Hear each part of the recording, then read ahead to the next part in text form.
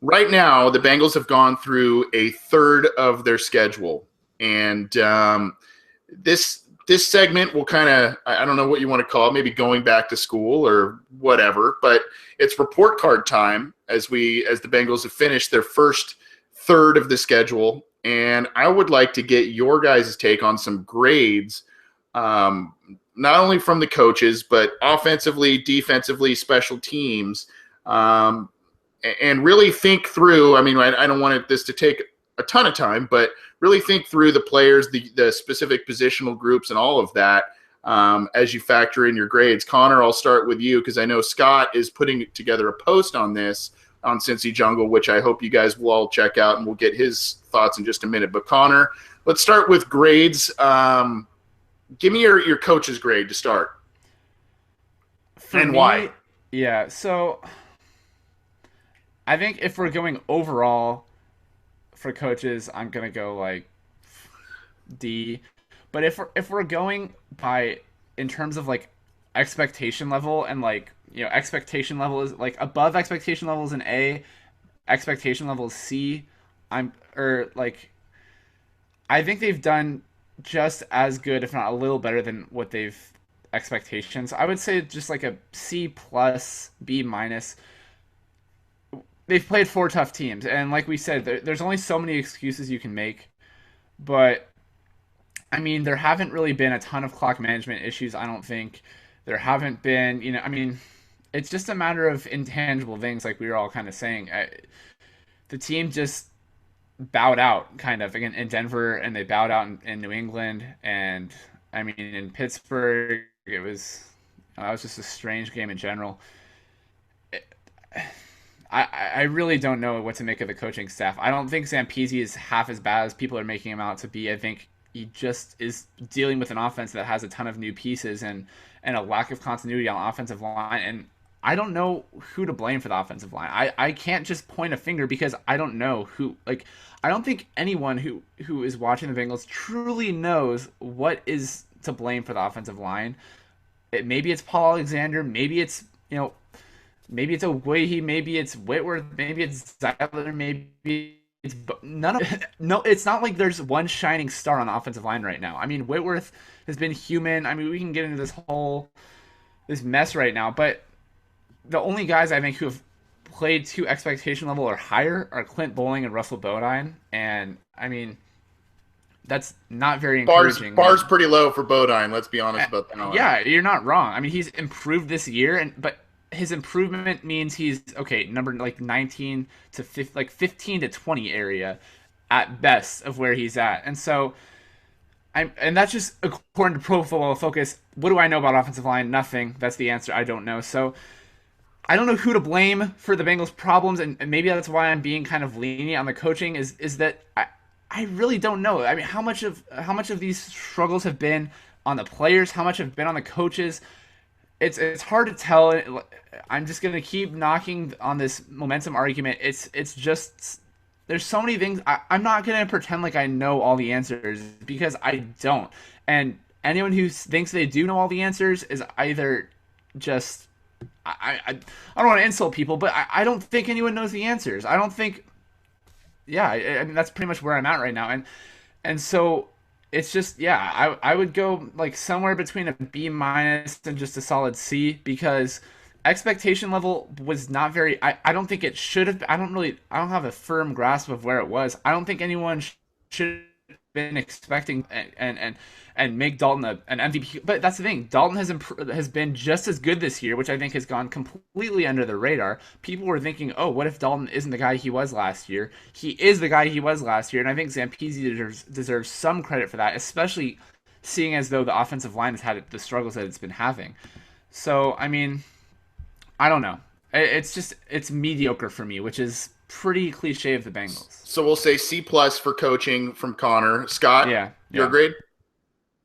I'm going to go ahead and grade on a curve and give them a D plus.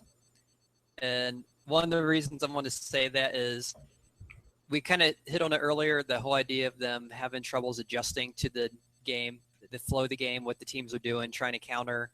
And I think one of the big things that we kind of overlooked in the off season heading into this year that I think is starting to show up is that you look at when a team is really good, and when you're really good, what other people want to do is they want to copy you. New England had the 2 tight ends before Hernandez went to jail, and him and Gronk, and that kind of became the fad. Other teams wanted to do it. The Redskins brought in RG3. He had actually a fairly decent first year. Now all of a sudden you see some other people, hey, let's run our quarterback a little bit more. Let's try to do so. When something's successful, you see people try to do it, and you see it. Okay, your team's doing well. Let's grab their players, and you grab their coaches. And we lost Jay Gruden and Mike Zimmer a few years ago to head coaching jobs. Like, oh my gosh, what are we going to do? Are we going to overcome this? And we did. It helped that we had Hugh Jackson take over for Gruden, and might have been an improvement. Yeah. And a year where injuries decimated the team too. That's what's crazy. It depends on who you ask, and I know Lewis is a much bigger fan of Jackson, so they have that chemistry there. Well, this offseason, we then lost Hugh Jackson. Not only did we lose him, we lost a ton of people. You look at the overall changes. Our offensive coordinator went from Hugh Jackson to Kenzie Mpezi. Quarterback coach went from Kenzie Mpezi to Bill Lazor or Laser. Defensive line, Jay Hayes had been there forever. He left. Jacob Burney took over. Linebackers, Matt Burke left. He got replaced by Jim Haslett. Defensive backs, Vance Joseph and Mark Carrier both left. They brought Kevin Coyle back and promoted Robert Livingston. And then one of their scouts, Greg Seaman, left right before the draft. So that's a lot of people to replace. Yep. And I think you kind of see that you still have these good players, but there's just, those in-game adjustments, those halftime adjustments, those things, those little things, those guys were really good at doing. And okay, you can survive, losing a guy here and there. And kind of like with the Alabamas or Ohio States, they say that you just reload. And you can do that to a point, but you're not always going to get great assistance every single time you replace these people. And I think they've maybe just gotten to a point where other teams went to the well so often that we just, at this point, don't have enough great assistant coaches to match what we've had in the past. And one of the big ones, like for me, is defensive backs with Vance Joseph, who everyone seemed to really like, and Mark Carrier. Last couple of years, we averaged our pass defense gave up 18 touchdowns and had 20 interceptions. Which is very rare to have more interceptions than touchdowns. Top 3 interceptions in past 3 years too. Yeah, and you look at this year, it's total opposite. We've given up 14 touchdowns already, only have 4 interceptions. And you can say, okay, well, maybe it's Reggie Nelson. He left. And granted, Sean Williams couldn't hold an interception if, his life depended on it. But that being said, Anthony Ray, you did lose 2 great coaches who were, who seem to be very good at that. So I think there's a lot that we've lost in the coaching. So when I say D+, I'm not saying these new guys are horrible, but as much as I'm saying we just lost a lot of quality that I think people are overlooking. I agree with you. And new guys just aren't making up for it. Yeah, I agree with you. There's obviously a lot to make up, a lot of personnel to make up for there, Scott. That's very well said. The Bengals currently have a 333 winning percentage. I'm going to say I'm going to be generous and give the coaching staff a D-, because a D- is about 60% or so. I kind of say that tongue in cheek a little bit, but I see things where I see Jamada Pico in on 2 plays when you pay a fullback a massive contract, and if you want Pico in there for 1 play, go ahead, that's fine. But when you're 2-3 and you're on the road against the Patriots, it's not time to be cute. You got to be efficient, you got to be smart, and you got to have your best players on the field at the time that you need them there. And that's one case. Against the Dallas Cowboys, Carlos Dunlap was actually having a pretty decent game off the edge, yet Paul Gunther inexplicably 2 or 3 times dropped Carlos Dunlap into like a zone coverage type of position. I don't understand it. Why would you want that? That's just a total mismatch on that front. The lack of adjustments, I do agree with you guys. I think the growing pains that comes with a new offensive coordinator, that's going to be an issue. The lack of adjustments in game or at halftime, that sort of thing. But it's been everywhere. And unfortunately, a lot of the onus needs to be on Paul Gunther in terms of, this team needed to lean on that defense that didn't really lose that many. I mean, they lost Reggie Nelson and they lost Emmanuel Lemur, but they didn't lose a ton Leon of. Hall. Yeah, I mean, they lost some experience, but they have a lot of guys on that defensive unit with a lot of experience, and they are not stepping up. Their Pro Bowl players aren't playing to caliber. I mean, Dunlap's playing pretty well. Geno Atkins has been hit and miss. Michael Johnson, I mean, he's just kind of there. And Vontaze Burfict has been a total roller coaster, both in terms of play and his volatile nature. So I can't give this coaching staff that big of a pass, and that's why I'm going to go D-. So, Connor, let's shift to the offense. What is your grade for the offensive unit? I know this kind of coincides a little bit with coaching with Zampese, and you touched on the offensive line struggles and a lot of that, but what would you give the grade for the offense this so far this year? See, if the offensive line played like it did last year, it'd be an easy A. But you have to take every single position into consideration, and the offensive line makes me want to give them a bad grade. I mean, Brandon LaFell, like I said earlier, has 3 receiving touchdowns, and that's as many receiving touchdowns as the entire rest of the team has combined. And that's not good. That's not saying, oh, Brandon LaFell is having a great year. That's saying, how in the world does AJ Green have 2 touchdowns through 6 games? How in the world does Giovanni Bernard have 1 touchdown? And how in the world do no one else on the team have a receiving touchdown? The running game isn't playing well, and I can't completely fault Jeremy Hill and Giovanni Bernard when they're getting more than half of the yards after contact. The offensive line is killing this team, and I hope that things change. I really do. I don't think that substituting players is going to be something that's going to help the team, or pulling guys. Maybe it's a realignment and you get Whitworth at left guard and move Bowling somewhat. I don't know. But the offensive line is going to make me give the offense a C. And I say that because, like I said, everyone else aside from the offensive line deserves a very high grade. Dalton's played well. Green needs to be a little more consistent, but he's been one of the best receivers in the league this year. Brandon LaFell has completely blown through his perceived ceiling. I mean, people were saying that he was going to drop every pass that came his way and that he wasn't even going to make the final roster. Tyler Boyd could be better, but I mean, yeah, I just gotta go C.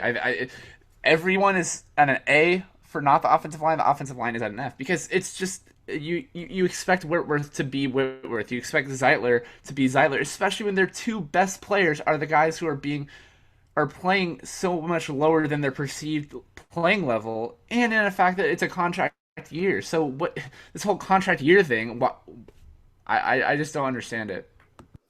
Okay, so Connor goes C for the offense. Scott, what grade do you give the offensive unit through the first 6 games? I'd have to look at last year. This team averaged over 26 points a game. This year, we've only scored 23 points once. I mean, we haven't even hit our average last year in a single game, and we're 6 games in. So it's going to be really hard to give them a high grade. I will say a couple people I've been if I was grading on a curve, there's always that kid who wrecks the curve. If I had to give that to anybody, I'd have to say it'd be Andy Dalton. Has been very efficient. He hasn't been great, but he has completed 2/3 of his passes. Only has 2 picks. He has 6 touchdowns. They aren't big numbers, but the touchdowns are way down. He's kind of efficient. He just isn't getting any help. And the other guy that Connor mentioned, who I've been impressed with, is Brandon LaFell.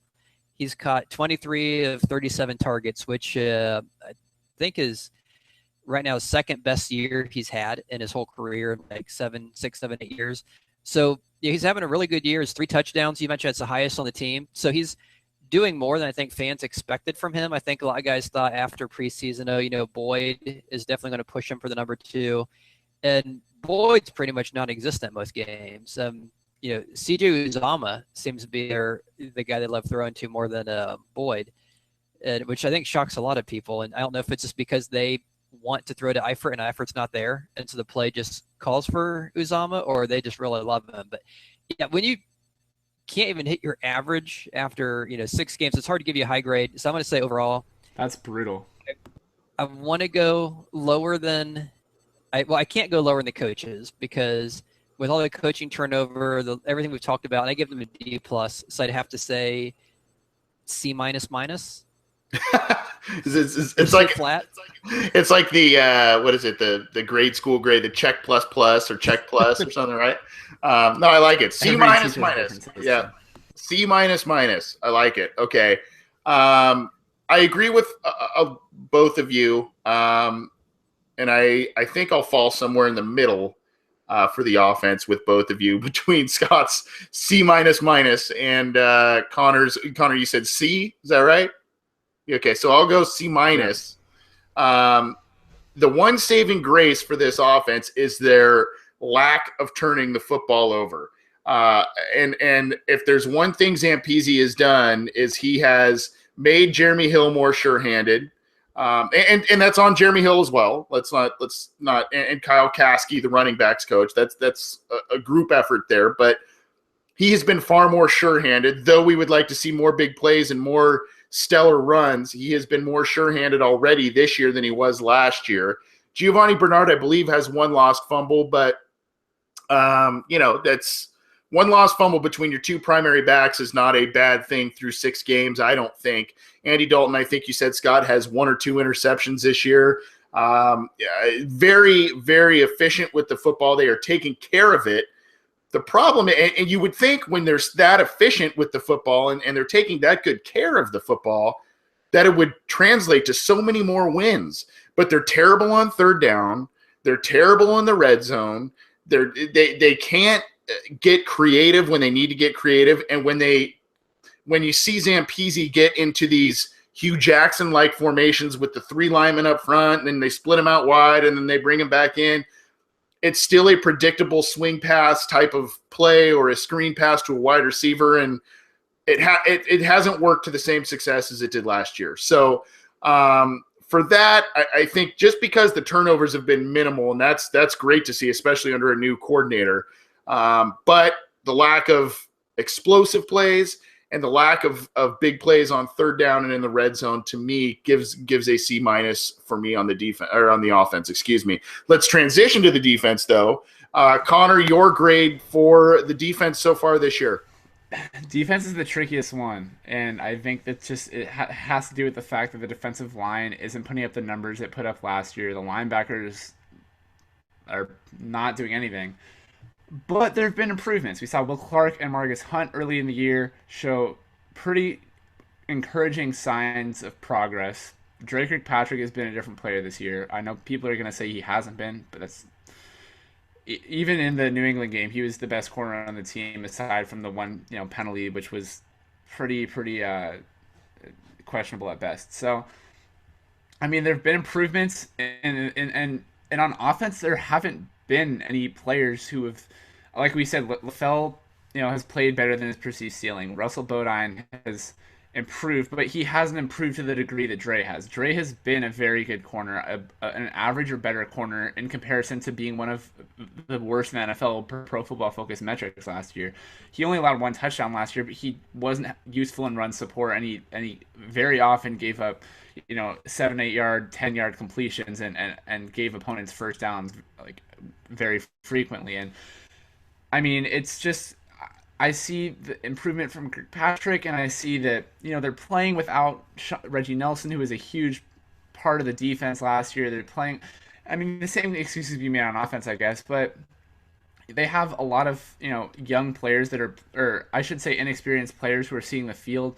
On offense, you have Uzama and Boyd, but it's not nearly the extent of having, and they have Ogwe, who's a first-year starter, but it's not nearly the extent of having Sean Williams, who's a first-year starter, having Hunt and Clark in on the rotation, having Dansby, who's new to the team, having Vontaze Burfict out the first 3 games.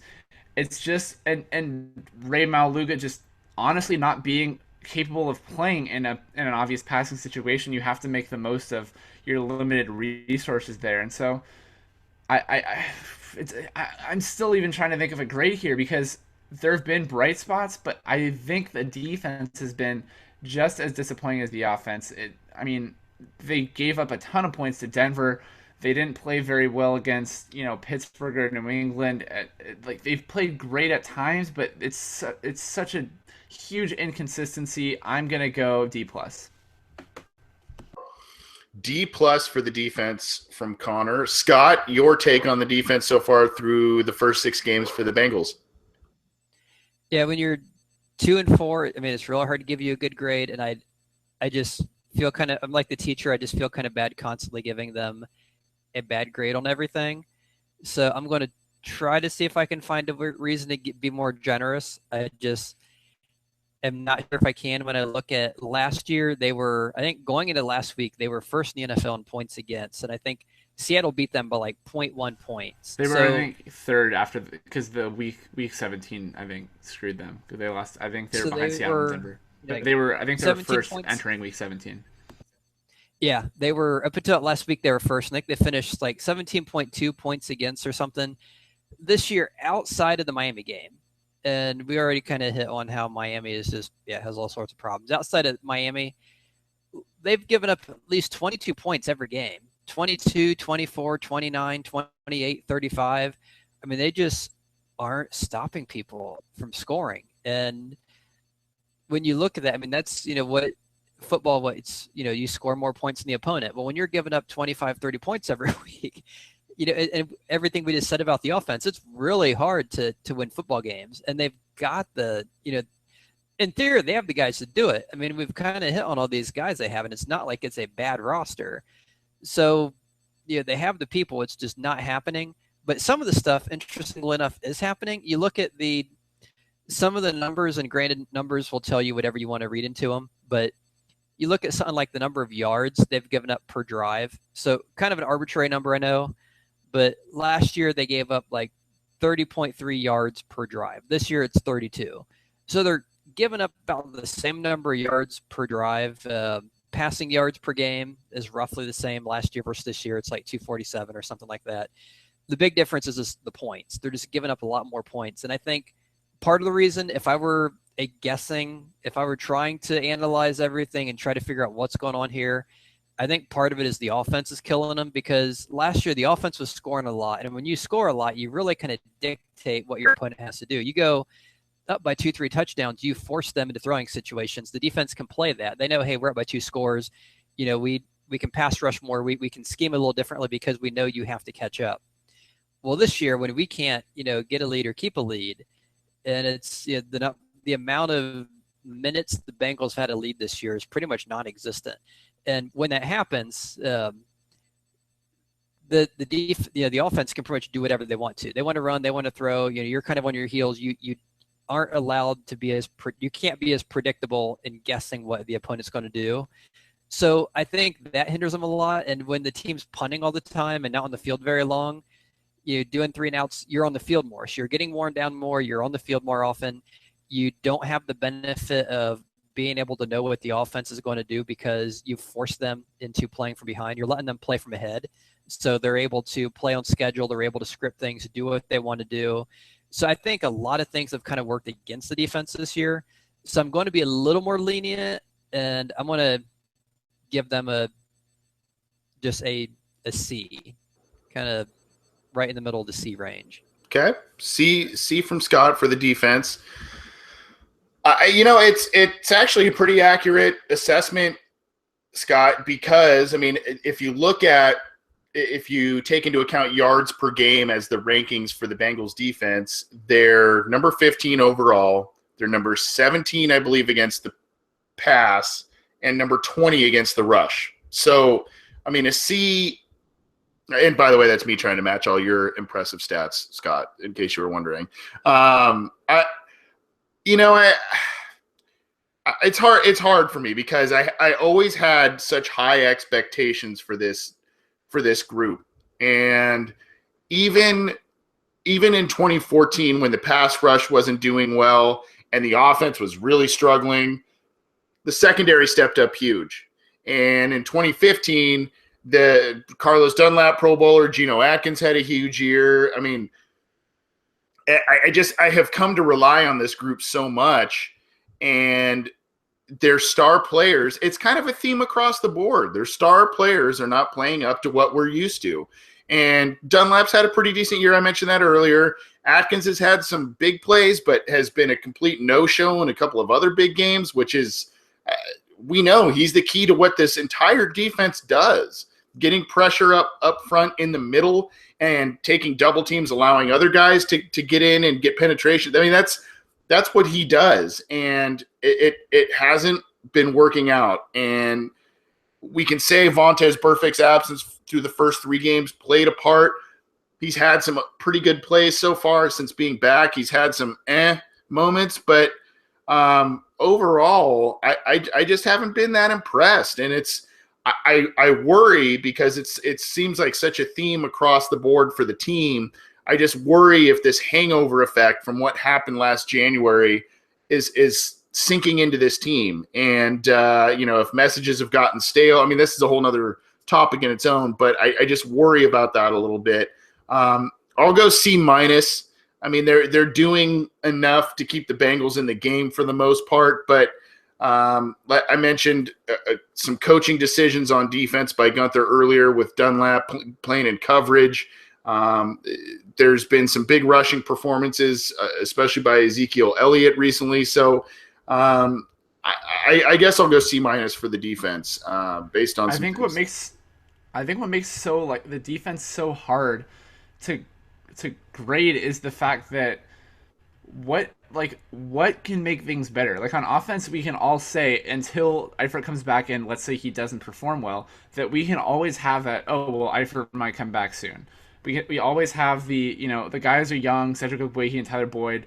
Maybe time will heal this. Maybe things will maybe it's just a continuity issue, and maybe things will not get. What about this defense is going to get better? I mean, Iloka and Sean Williams are not playing as well as the Bengals need them to play. Nope. They need the defense to force turnovers. They need the safeties to cover and allow the corners to be aggressive, and they need the safeties to be aggressive and make plays on the ball. And what's going to get better? And I think the only possible solution is either Vontaze Burfict or Geno Atkins lights a fire around the defense and everything. Again, that's just you need your best player to play up to his potential. Why is he not doing that right now? And Yeah. Burfict isn't the best player on the defense, but he's a guy who, when he's on his game, the entire defense rallies around him, whether or not he's even playing well. It's just it's some weird thing it's just some weird intangible thing. But like I said, it's just one of those things where the offense, there's so many we have a new offensive coordinator, we have Eifert. There's so many excuses, I guess, is for lack of a better word, that we can make about, well, there's still time because of this, and we know what the issues are with the offense. But the defense can't stop the run, which has been an issue for so long. The defense just lets inferior quarterbacks take advantage of it. It's just something that what's going to get better. How are the linebackers going to be able to start covering? I mean, Nick Vigil isn't I don't really know what to expect of him, because as we've seen with so many Bengals, it takes time for the Bengals young players to play well. And I don't know if that's a matter of just rookies in general or just young players on the Bengals, but so many rookies or first-year starters struggle in Cincinnati. And I really don't know what to make of that, but the linebackers are not covering well, and that's a huge, major issue with Gronkowski and Martellus Bennett making plays all over the place. The Garrett Blunt running on them, Ezekiel Elliott running for 80 million yards against them. It's the linebacker play is the one thing I think that really needs to improve. But even with that, it's like you need Geno to get the sacks, you need the safeties. There's so many different things that this defense has us wanting more. Whereas the offense, we've seen the offense has at least been able to move the ball on the field, and it can't convert in the red zone and on third down. And those are adjustable things. But what on the defense is a correctable thing that they're doing wrong? And there isn't really anything, which is frustrating. Yeah, and unfortunately, the Bengals have relied on their draft process, and in doing so, have relied on some players for heavy roles and given them big contracts that they may or may not have deserved, while not dipping into free agency, at least with splashy type of signings. I mean, they did get 2 guys out of kind of been contributing, Dansby and LaFell, but for the most part, it's kind of keep their own, and they've done that, and it hasn't really, worked out so far this year. But we'll see. There's a lot of time left. Real quickly, let's wrap this up with special teams. There's not a ton to talk about here, and not to degrade any of you who are special teams players or anything, but Connor, you're great on special teams based on Mike Nugent and Kevin Huber and all of the group there. I'll give it a B. And I say that because Nugent is really carrying this team. He is, he's perfect on field goals of less than 50 yards, which is really what the Bengals have come to know about him. And that's why they didn't go for a guy like Roberto Aguayo or another kicker, is because they know what they're getting with Nugent. And short of 50, you're pretty sure it's going to go in, and anything of 50 plus is probably not going to go in.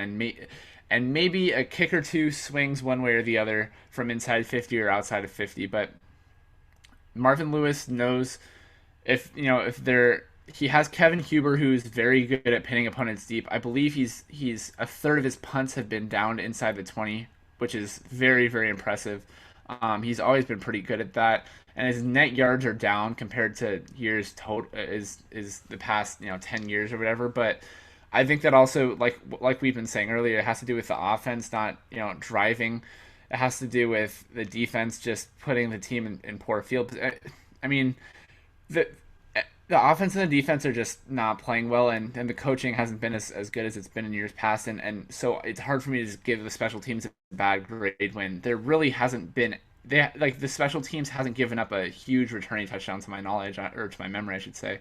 And Kevin Huber shanked one or two punts, I mean, Alex Erickson is so frustrating to watch too, because we saw such a great preseason from him, and I mean, Brandon Tate has had a better year returning than all three of the Bengals returners, Alex Erickson, Rex Burkhead, and Adam Jones. And Adam Jones hasn't been playing well either as a return man, which is pretty surprising. And Erickson has caught a lot of fair catches inside the 5 or 10 yard line, and in a year where the touchback is at the 25-yard line, the Bengals' average starting field position is probably just around the 20-yard line, which take more touchbacks. I'm sure opponents are intentionally trying to make the Bengals return it because they haven't broken off a long return yet. I think their longest on the season on kickoffs is under 25 yards or 26 at the most, which is insane.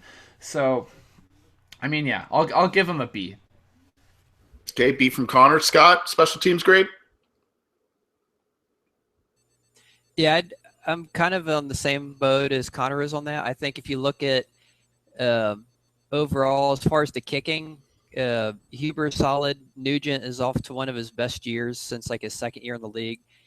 He's 13 to 15. And Connor mentioned both the misses are long misses, and that's kind of expect from him. I think when the season's done, he could probably end up in the low mid 80s, which for him is pretty good. And he's been doing a little better than that right now, so that's been good. The coverage has been fairly decent. I don't want to say it's been great as far as kickoff and punt coverage. The punt and kick returning has just been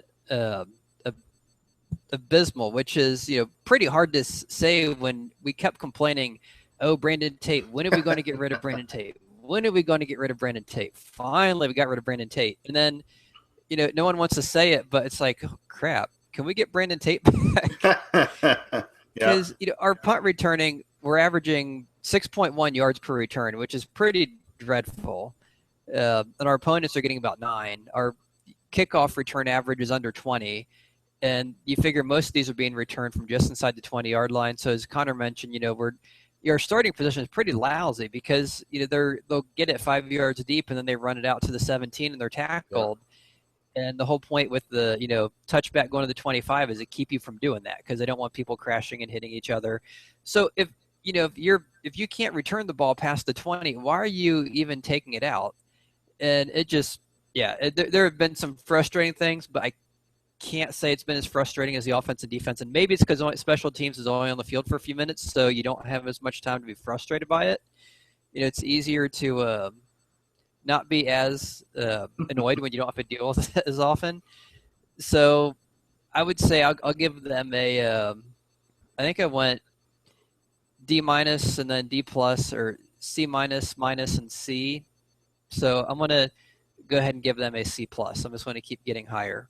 All right. I want to throw one stat out really quick because I was doing research on this the other day and I forgot to mention it. And I don't know if it's a good thing or a bad thing. It's probably more of a knock on the defense than on Erickson himself.